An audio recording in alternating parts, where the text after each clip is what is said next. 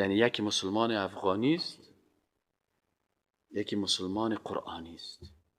مسلمان قرآنی را الله چه قسم معرفی کرده؟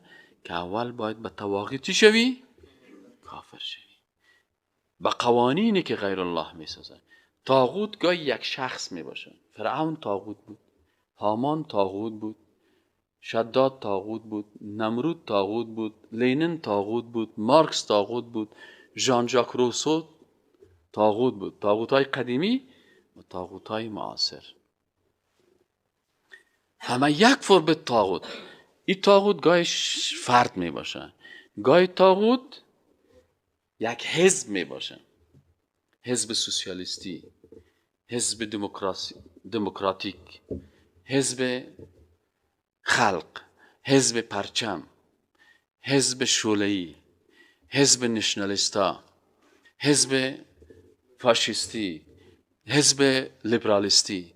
این احزاب طاغوتی است و گاهی در شکل یک اندیشه و مکتب سیاسی می باشه.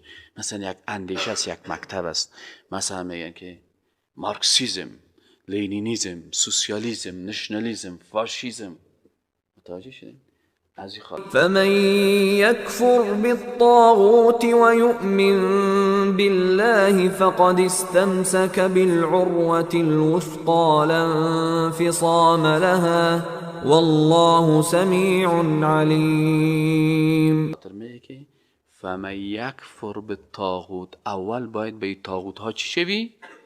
کافر شوی. و یؤمن بالله، بعد از او مؤمن به الله میشه.